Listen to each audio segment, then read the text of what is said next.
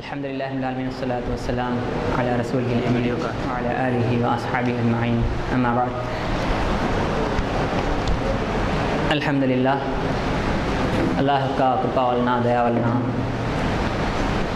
మన యొక్క 7 రోజుల ధార్మిక శిక్షణ శిబిరం కొనసాగుతూ ఉంది. అల్హమ్దులిల్లా. ఇందులో నా యొక్క టాపిక్ ఈ దావా. అల్హమ్దులిల్లా మొదటి సెషన్ పూర్తి అయింది.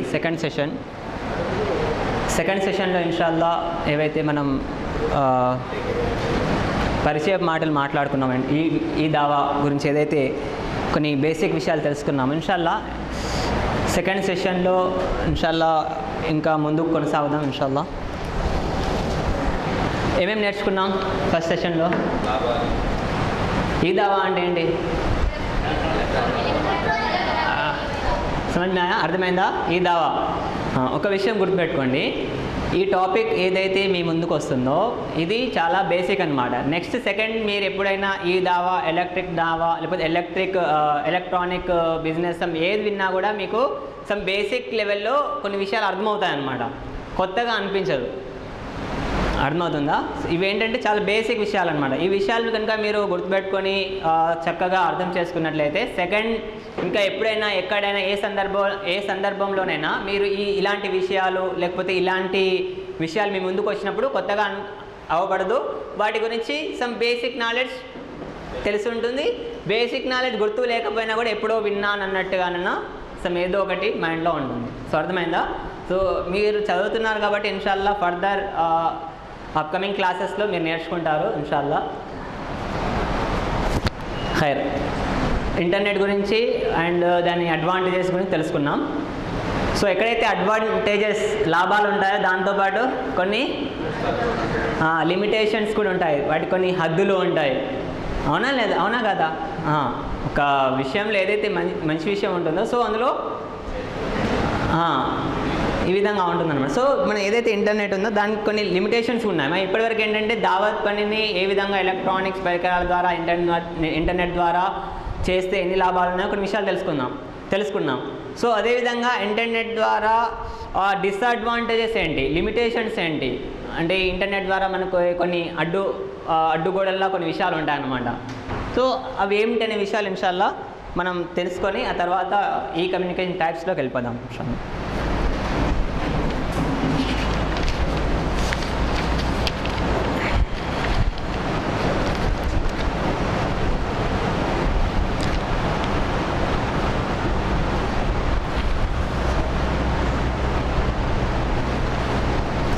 అడ్వాంటేజెస్లో ఎన్ని చదువుకున్నాం? రాశారా? 6th వన్ ఏంటి? Last one volume data. So disadvantages of ఈ communication G.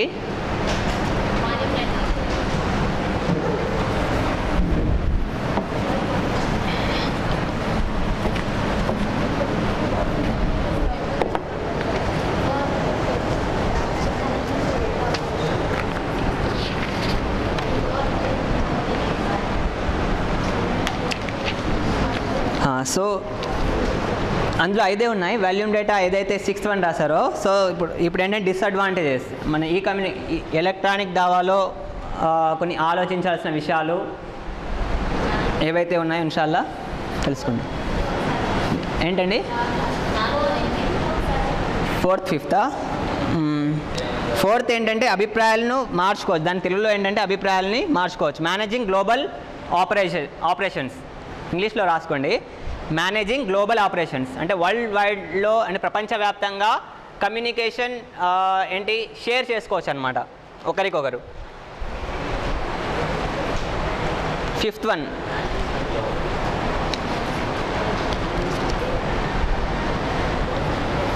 Fourth one exchange of feedback. 4th one ఏంటంటే exchange of feedback. 5th one managing global operation. అది ఫైన్. డిసడ్వాంటేజెస్లో ఫస్ట్ వన్ ఏంటంటే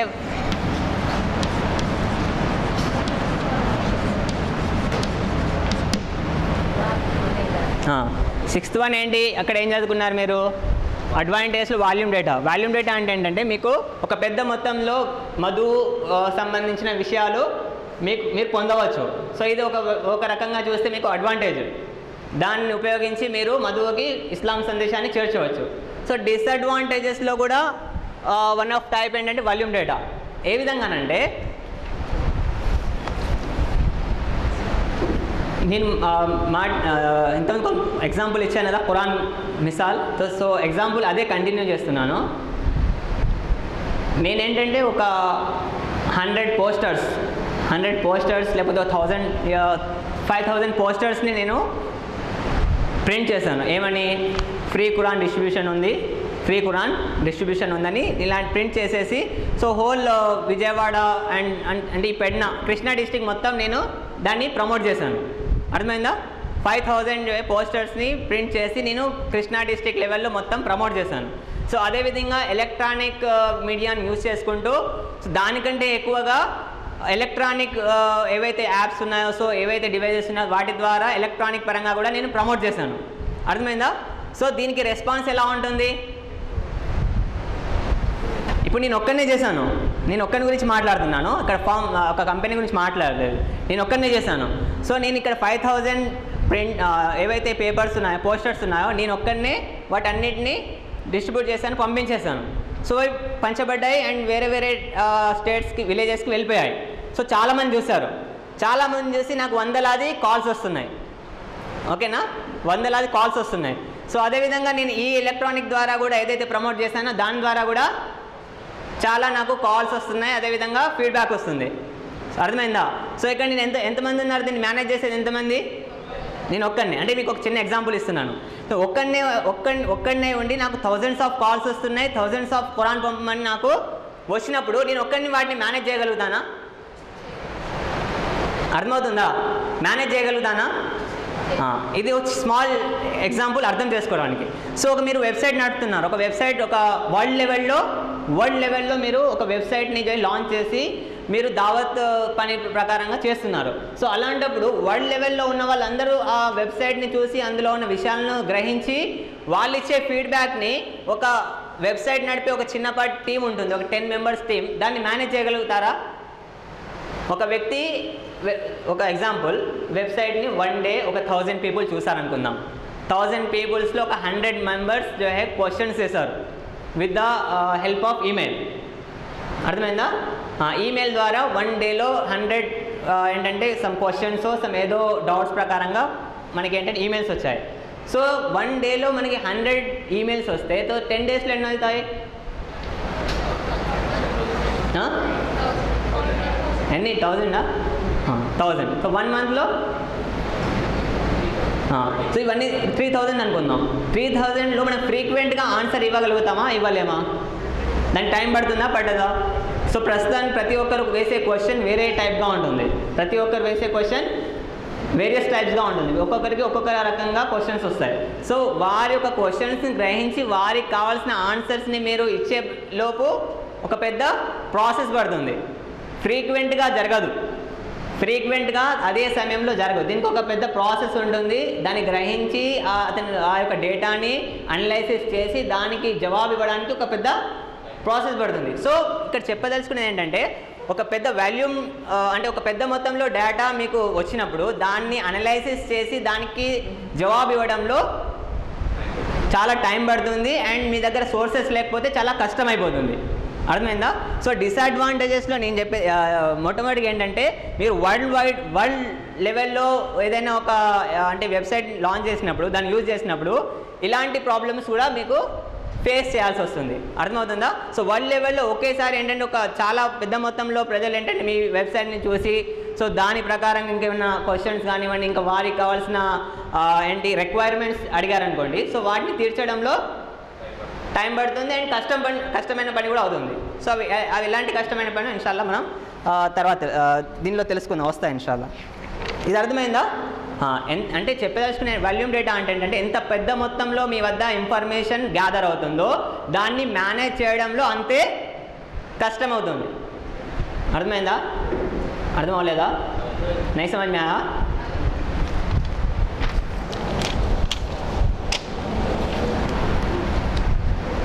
ఇదేంటిది? ఇది బుక్.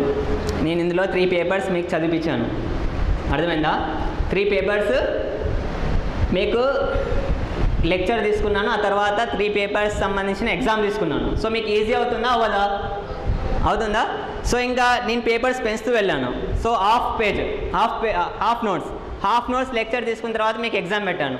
సో 10 పేపర్స్కు ఈజీగా ఉంటుందా, లేకపోతే హాఫ్ నోట్స్కు ఈజీగా ఉంటుందా ఎగ్జామ్? 10 పేపర్స్. సో 1 బుక్ మొత్తం చదివించేసి మీకు ఎగ్జామ్ పెట్టాను. సో ఏది ఈజీగా ఉంటుంది? సో ఆ ఖురాన్ ఉంది మీ దగ్గర, ఆ ఖురాన్ మొత్తం మీకు చదివించేసి ఖురాన్ ప్రకారంగా మీకు ఎగ్జామ్ పెట్టాను అనుకోండి, ఏది ఈజీగా ఉంటుంది?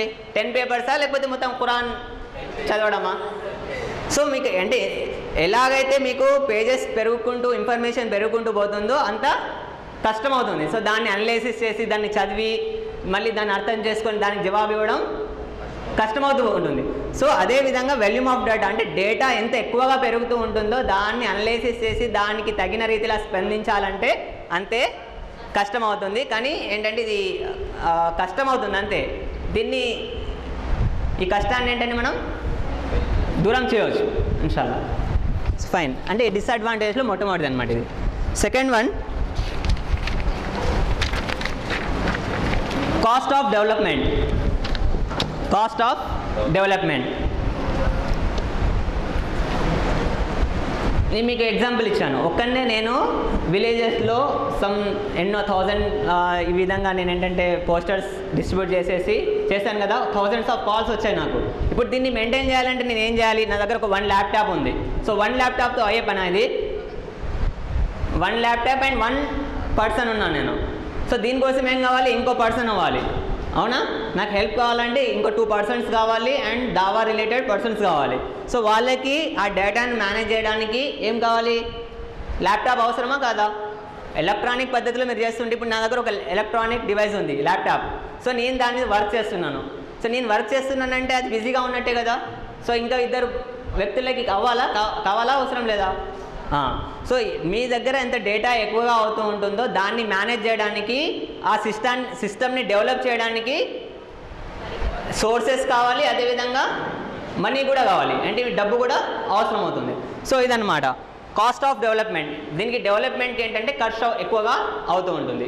ఇప్పుడు నేను చెప్పేది ఏంటంటే మామూలుగా చిన్న ఫార్మ్స్కు చిన్న కంపెనీస్ ఉద్దేశించి కాదు, ఒక పెద్ద మొత్తంలో మీరు ఒక పెద్ద బడ్జెట్లో చేస్తే ఇవన్నీ ఫేస్ చేయాల్సి వస్తుంది. అర్థమవుతుందా? అచ్చా. అండ్ నెక్స్ట్ వన్ అండి డిపెండెన్సీ అంటే ఏంటంటే ఈ యొక్క ఏదైతే ఎలక్ట్రానిక్ పరంగా మనం ఏదైతే దావత్ పని చేస్తున్నామో దీన్ని యూజ్ చేసేది ఎవరు? దీంతో లాభం పొందే వాళ్ళు ఎవరు? అర్థమవుతుందా? అర్థమవట్లేదా? ఎలక్ట్రానిక్ డివైసెస్ ద్వారా నేను ఏదైతే దావత్ పని ఇస్తున్నానో ఇంటర్నెట్ ద్వారా, సో దీనికి లాభం పొందే వాళ్ళు ఎవరు? రిసీవర్స్ ఎవరు? ఇంట్లో కూర్చున్న వ్యక్తా లేకపోతే ఇంకో ఇంటర్నెట్ యూజ్ చేసే వ్యక్తా? అది అంటే ఇక్కడ డిపెండెన్సీ అంటే ఏంటంటే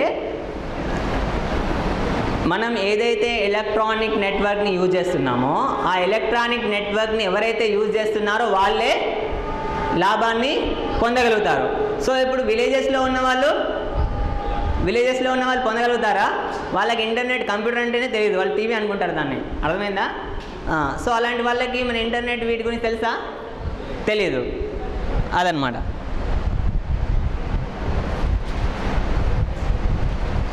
సో ఇంకో విషయం ఏంటంటే ఇది స్మాల్ ఎగ్జాంపుల్. అదేవిధంగా పెద్ద కంపెనీస్ ఉంటాయి. ఇప్పుడు మీరు ఏంటంటే ఒక వెబ్సైట్ లాంచ్ చేసిన తర్వాత దాన్ని డెవలప్మెంట్ చేసుకుంటూ వెళ్తే ఇప్పుడు 1 ఇయర్లో మీ వద్ద లాట్ ఆఫ్ ఇన్ఫర్మేషన్ వస్తుంది. సో ఈ విధంగా మీరు మీ యొక్క కంపెనీని లేకపోతే మీ యొక్క సెంటర్ని రన్ చేసుకుంటూ వెళ్తే ఒక 10 ఇయర్స్లో మీ వద్ద ఎంత ఇన్ఫర్మేషన్ గ్యాదర్ అవుతుంది? చాలా గ్యాదర్ అవుతుంది. సో 10-20 ఇయర్స్ తర్వాత ఇంకా గ్యాదర్ అవుతుంది.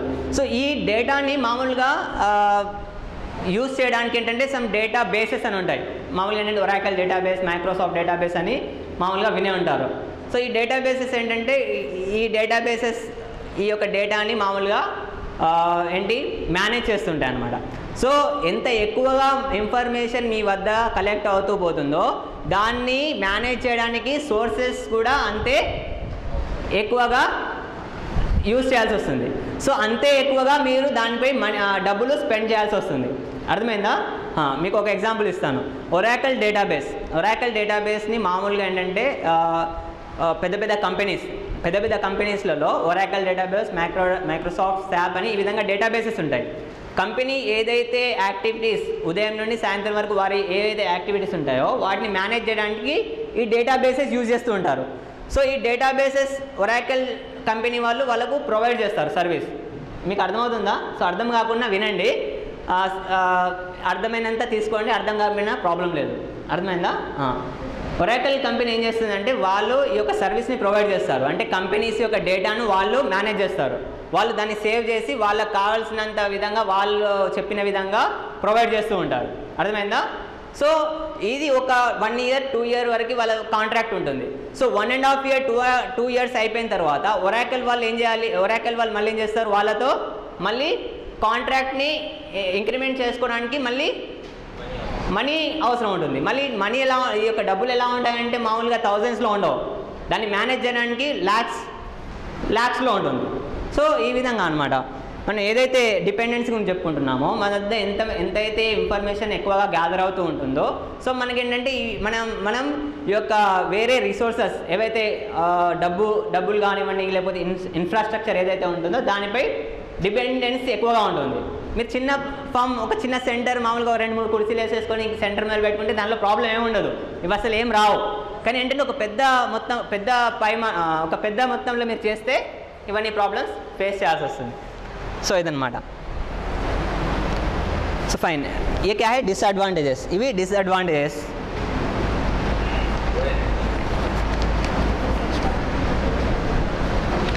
जी ఏంటి అర్థమైందా?